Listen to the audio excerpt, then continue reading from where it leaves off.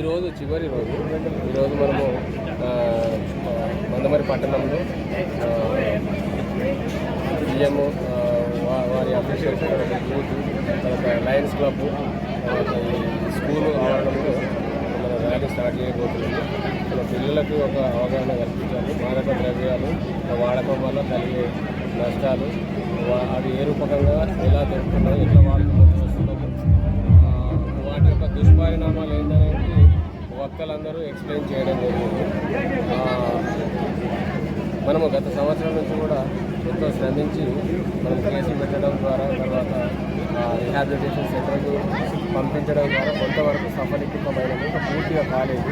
So drug free Mandamarri పట్టణం మనము అది చేయడం కోసం ఇంకా ఎఫర్ట్ చేయాల్సినటువంటి అవసరం ఉంది.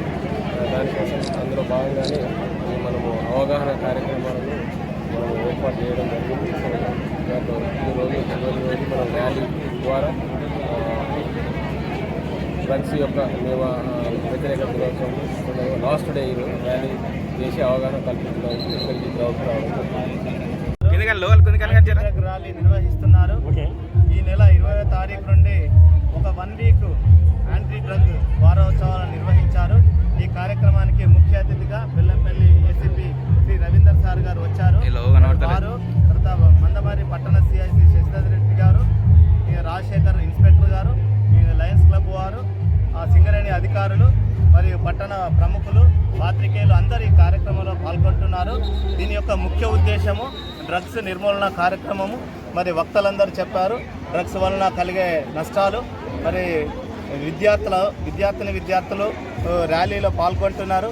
ఎవరైనా ఈ మందమరి పట్టణాన్ని జీరో టార్గెట్ అంటే జీరో డ్రగ్ టౌన్గా మరి ఏసీపీ గారు చెప్పారు. ఈ జీరో డ్రగ్ టార్గెట్గా అచీవ్మెంట్ చేయడానికి మరి అందరూ మన వంతు కృషిగా చేయాలి. ఇప్పుడు ఒక యాంటీ డ్రగ్ సోల్జర్గా మరి సెల్ఫీ దిగి మరి మనకు ఒక సర్టిఫికెట్ను కూడా పోలీస్ శాఖ వారు ప్రదానం చేయించున్నారు. మరి విద్యార్థులందరూ ఎక్కడైతే ఎవరైనా డ్రగ్ సప్లై చేసినా, డ్రగ్ వినియోగించినా వారి తల్లిదండ్రులకి, తర్వాత పోలీస్ శాఖ వారికి ఇంటిమేట్ చేస్తే తగు చర్యలు తీసుకొని ఈ డ్రగ్ నిర్మూలన కార్యక్రమాన్ని వాళ్ళు టేకప్ చేస్తారు.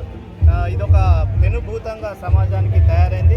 కాబట్టి డ్రగ్స్ను అందరూ నిర్మూలించడానికి కృషి చేస్తారని నేను రిక్వెస్ట్ చేస్తూ నేను ముగిస్తున్నాను. జై సింగరేణి.